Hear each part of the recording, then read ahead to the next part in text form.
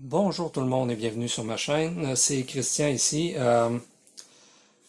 Comme plusieurs présentement, j'ai succombé à la nouvelle maladie qui est d'acheter un board de Apple One et de faire une réplique de cet ordinateur-là. À vrai dire, ça m'a pris, après quelques vidéos, de n'avoir vu un marché, puis un original, plus une couple de personnes qui en ont refait.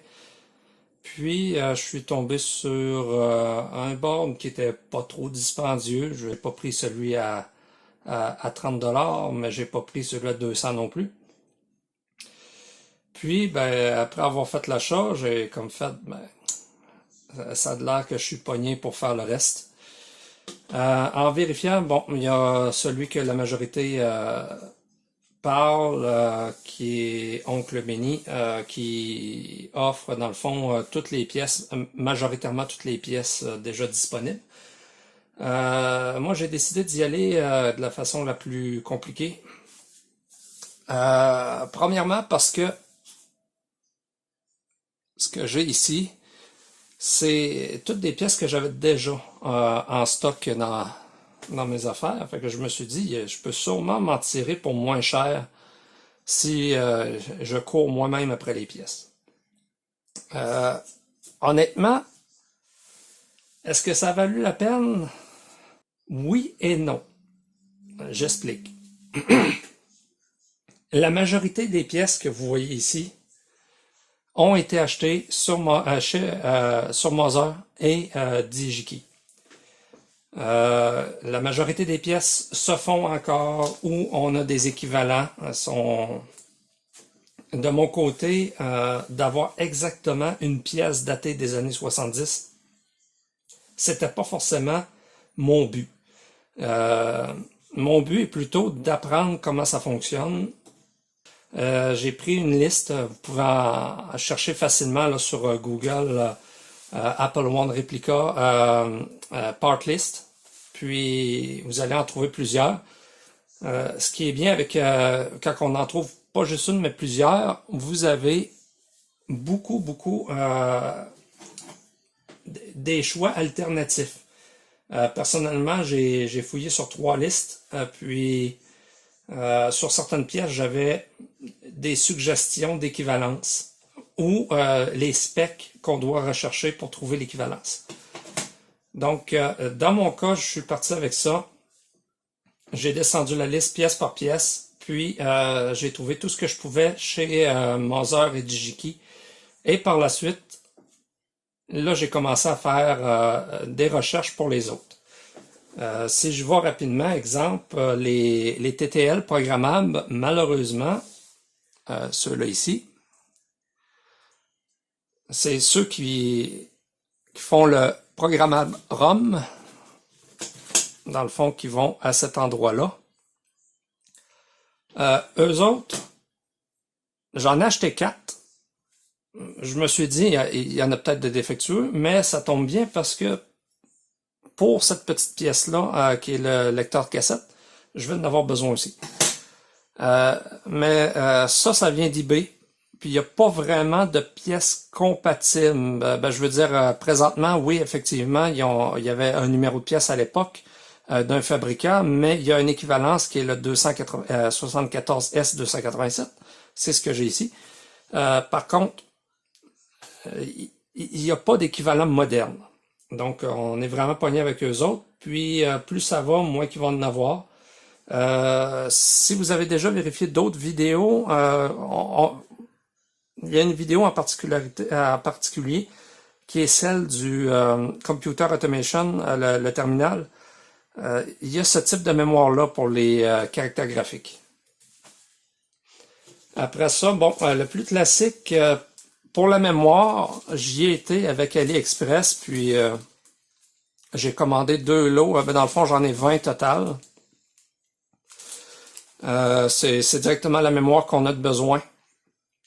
Il semblerait qu'il y a encore beaucoup de stock de disponible sur ça. Les convertisseurs 5 volts, encore là, AliExpress, ça se vend en lot, puis c'est vraiment pas très dispendieux. J'ai beaucoup de pièces en fait qui arrivent, des pièces un peu, qui ont plus d'équivalent, qui sont discontinuées. Si je prends par exemple le 74-154, puis j'ai le 363. Le 160 se fait plus, c'est vrai. Et le 367. Mais je les ai trouvés pour vraiment pas cher sur eBay. Là où ça s'est compliqué, honnêtement, c'est lorsque je suis arrivé, exemple, avec... où est-ce qu'ils sont? Où est-ce qu'ils sont?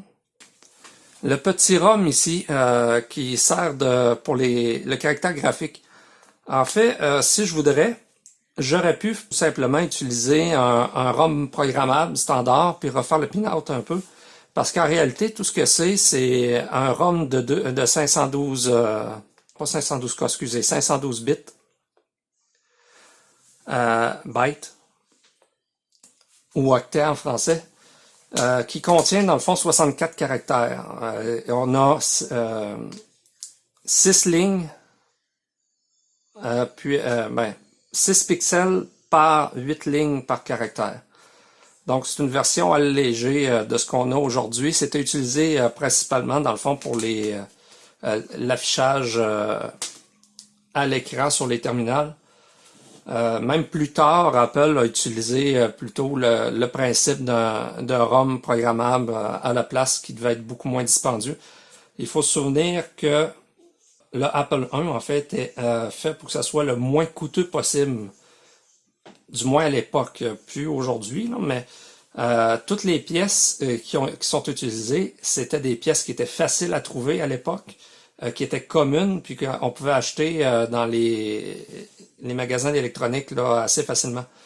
Une autre pièce que j'ai pas malheureusement, que je vais devoir faire un équivalent en attendant, c'est une pièce qui est la pièce, c'est un chiffre register, un peu standard, comme ceux qu'on connaît, sauf sur 40 bits, mais fois 6.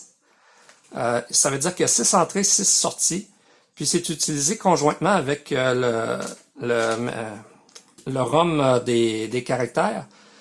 L'idée là-dedans, c'est que une fois à toutes les 8 lignes, dans le fond, une fois à chaque ligne visible à l'écran de caractères, l'information est chargée dans le chip, puis est réutilisée par le système 8 fois, dans le fond, jusqu'à ce qu'il descende les 8 lignes de pixels dans le fond du caractère. Ce qui donne du temps par la suite pour la gestion de la mémoire, pour aller porter des caractères ou écrire des lignes.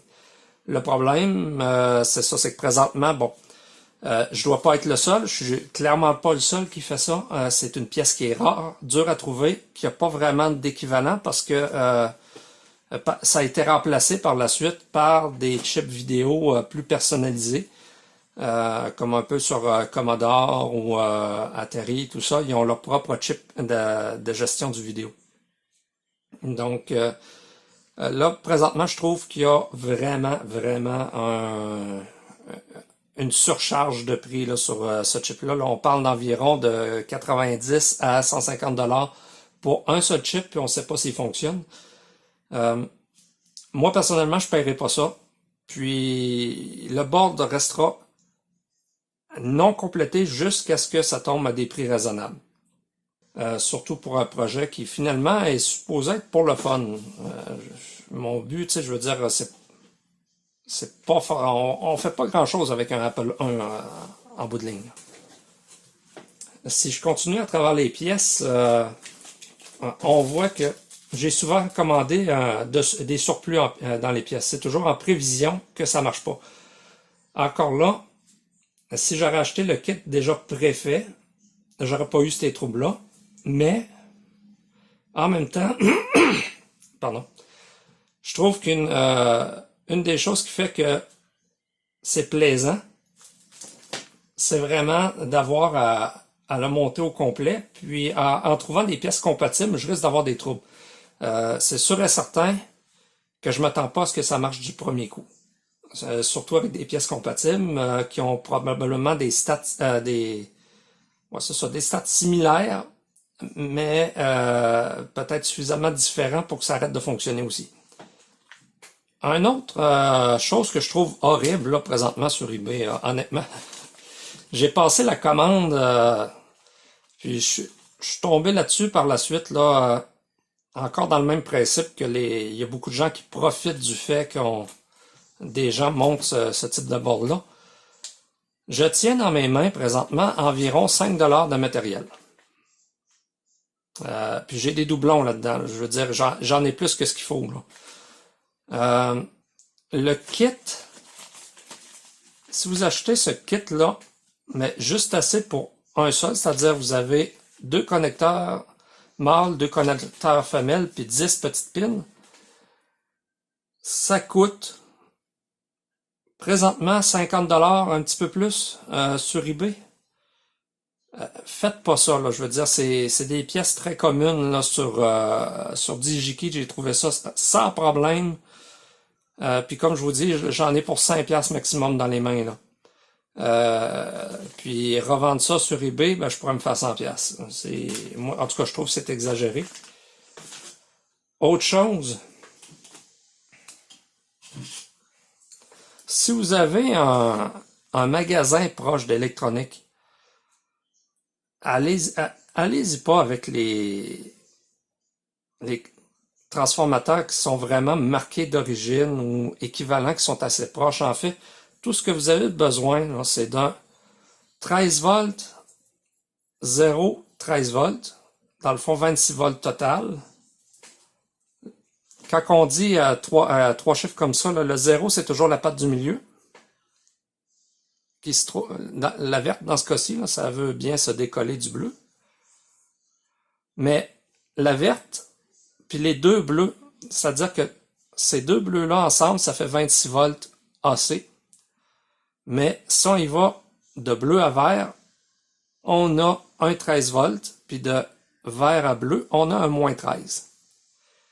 L'idée là-dedans, c'est ce transfo-là qui va fournir, dans le fond, le moins 12 puis le plus 12 volts. Je dis plus 12, c'est qu'il va être converti par la suite par le système, le redressement ici du voltage. Lui est un petit peu plus gros, mais c'est un 10 volts, 3 ampères.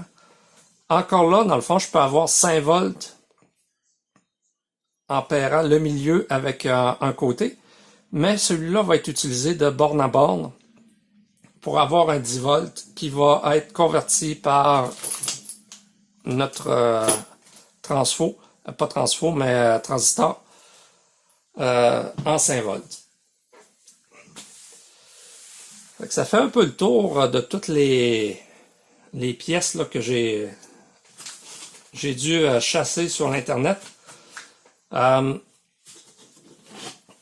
crois que vous en avez déjà vu plusieurs là, qui assemblent tout ça. Je ne vais pas refaire une vidéo au complet sur l'assemblage du kit. Personnellement,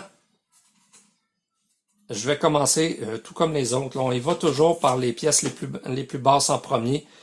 On veut pas finir, admettons, avec un gros morceau dans les jambes quand on vient le temps de la revirer, puis tenir les pièces parce que là, ils tombent vu qu'ils se tiennent pas tout seuls.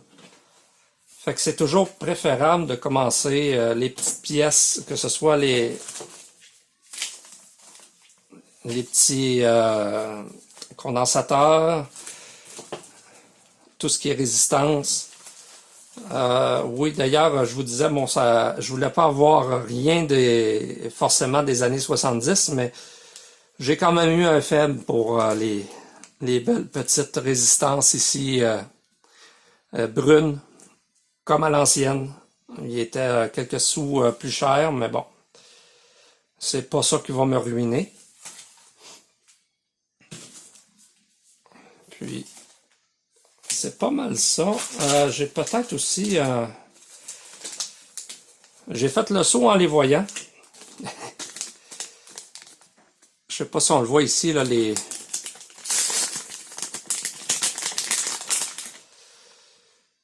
belles grosses diodes En fait, dans l'équivalent de ce qu'on avait de besoin pour les diodes, ça prenait du 3 ampères. Puis, dans mon cas présent, c'est du 3 ampères aussi, 100 volts. Probablement, s'il aurait été raté un petit peu moins que 100 volts, il aurait été moins grosse. Mais bon, c'est ce qu'il y avait de disponible. J'ai pas ceux qui ressemblent à l'original, c'est-à-dire les rondes. Mais bon, ça va faire la job, puis ça chauffera sûrement pas. Donc, du moins, vraiment moins que ceux d'origine. Même chose pour ce qui est des capaciteurs ici, électrolytiques. Ce qu'il faut savoir, c'est que j'avais pas exactement les bonnes choses. Ben, 2400, j'étais pile dessus. L'autre, c'était un 5300 que ça prenait. Mais le plus proche, qui se fait encore puis qui était disponible, c'était un 6200. Sur une des fiches, j'avais vu là qu'un équivalent, il suggérait un 6500 ou quelque chose comme ça. Rendu là, j'y étais avec ce que j'avais vraiment de plus proche dans la liste. Puis, pas en dessous, mais au-dessus. Puis, ça s'était donné que c'était ceux-là. Au moins, je suis content qu'ils soient bleus. Ça va aller avec le style de l'époque. Fait que, sans plus attendre, je vais commencer à faire l'assemblage du kit. Puis, on va pouvoir revoir par la suite une fois que ça va être assemblé.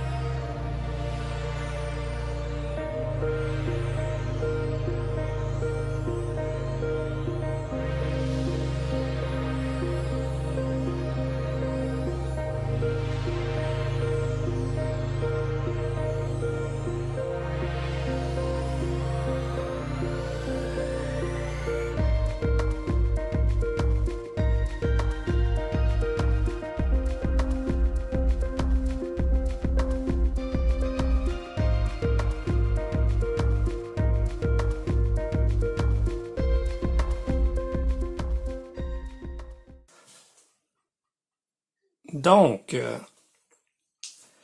j'ai placé la majorité des pièces. Je vais placer les sockets. Là, je sais que j'ai quelques-unes des pièces qui dépassent quand même beaucoup.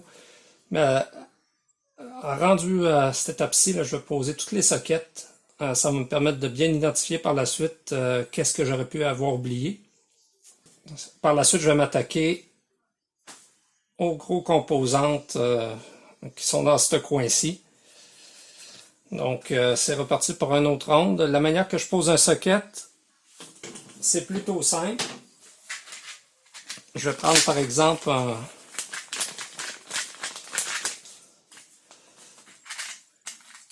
un comme celui-là. Puis, exemple comme ça ici. Pour qu'il tienne bien, je vais aller de l'autre côté à l'aide d'un tournevis ou d'un autre outil. Je vais plier les deux pattes à l'extrémité de chaque côté. Fait que comme ça, on voit ici, il bouge et il bouge plus, puis je vais pouvoir le souder facilement. Donc, ce que je vais faire pour que ça aille bien, je vais quand même y aller rangée par rangée, de manière à ce que j'en ai pas plein à faire, puis que je me demande ce que je suis rendu à souder.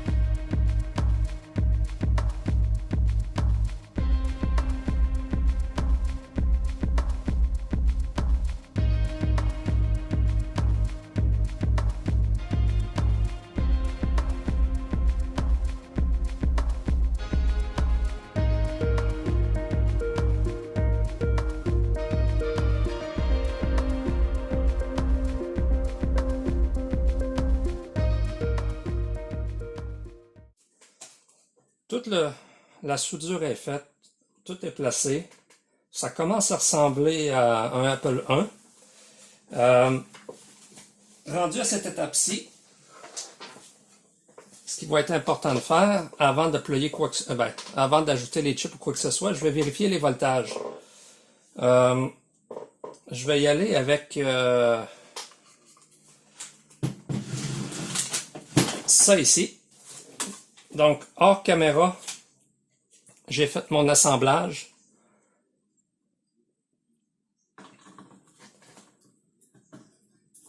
Puis,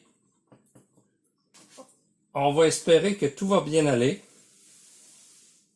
Oui, donc, avant de brancher, j'ai fait un petit oupsie. J'ai vérifié le ground avec mon multimètre, puis mes chips ici étaient inversés. Donc, ça aurait vraiment mal été pour le voltage. Maintenant que c'est mis du bon côté, on va se mettre en voltage. Puis, on va pouvoir faire la vérification.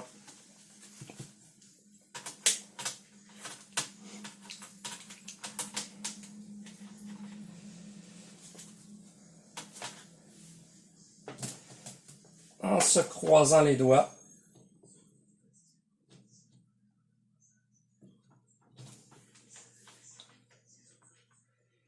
Donc, techniquement, ici à là,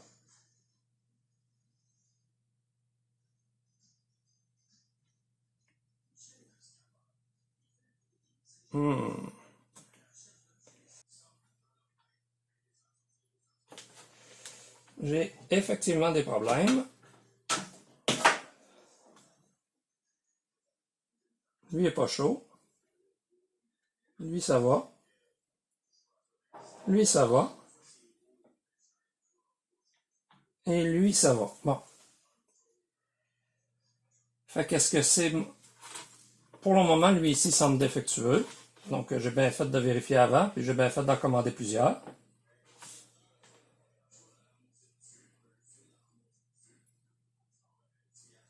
Par la suite, si j'y vais avec mon ground, on va vérifier les pattes ici, là. Moins 5 volts, ça va. Moins 12 volts, ça va.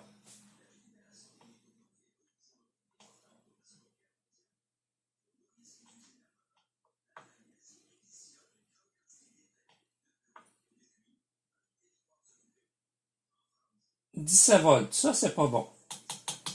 Lui a un trouble.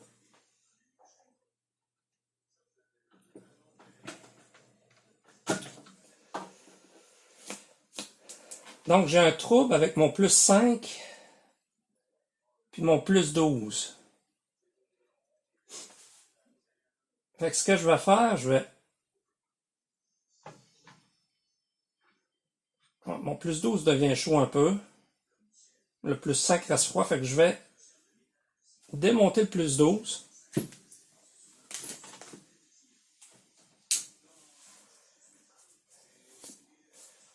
C'est soit que j'ai pas la bonne chose ou il est peut-être pas installé correctement. Il est peut-être à l'envers. Vu que le ground est au centre, j'ai mon in, mon out. Ouais, il est peut-être à l'envers. Faudrait que j'aille voir le plan pour être sûr, là. Mais c'est peut-être lui qui nuit à mon plus 5 en renvoyant du courant, dans le fond, sur le ground ou il cause peut-être une interférence. Donc, je vais l'enlever en premier lieu. On va tester notre plus 5. Puis après ça, on va revérifier je vais l'inverser, puis on va le vérifier rendu à cette étape-là. De toute façon, il est soit défectueux ou je l'ai branché à l'envers. Dans les deux cas, il est peut-être rendu défectueux en tout temps.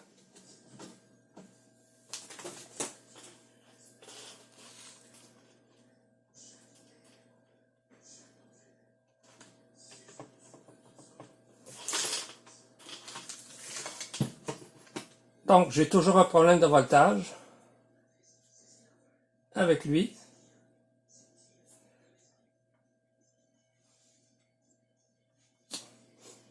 Puis rendu là, je vais essayer mon chip inversé.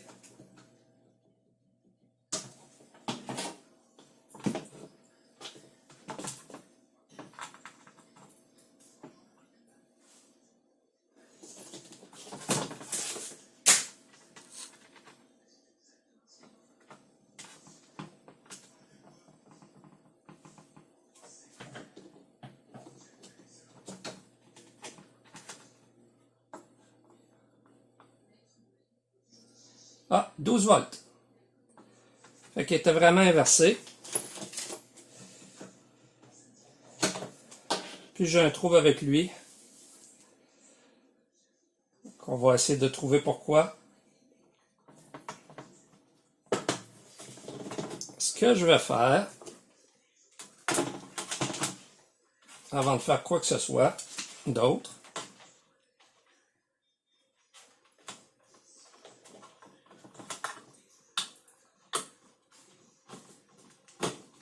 je vais me plier comme ça et je vais m'assurer que, mon transfo fournit bien le voltage requis.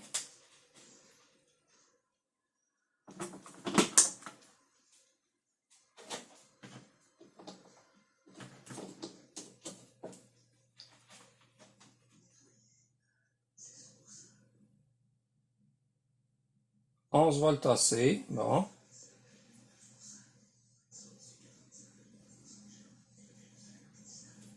Après ça, si je vais en voltage, il rentre combien? Il rentre 14 volts. Et il ressort 0.650 volts. 0.65 en fait. Donc j'ai vraiment un trouble avec lui. Je vais le démancher, puis on va en mettre un autre.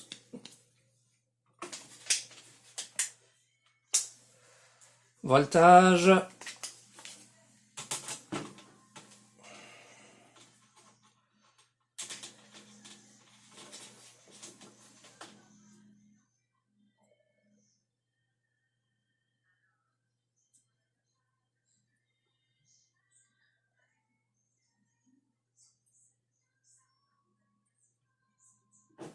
OK, même problème.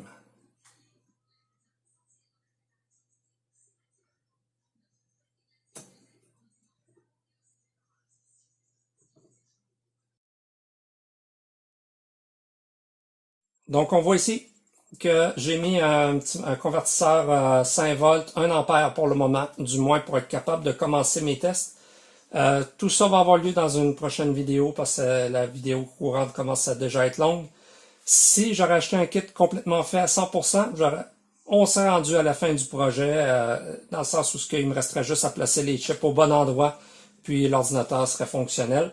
Dans ce cas-ci, on a de la job, je suis sûr et certain, avec toutes les pièces qui arrivent euh, d'endroits louches, de petits Chinois qui ont tendance à contrefaire bien des choses. Donc, plein de fun dans la prochaine vidéo. Sur ce, je vous souhaite une excellente journée et à la prochaine.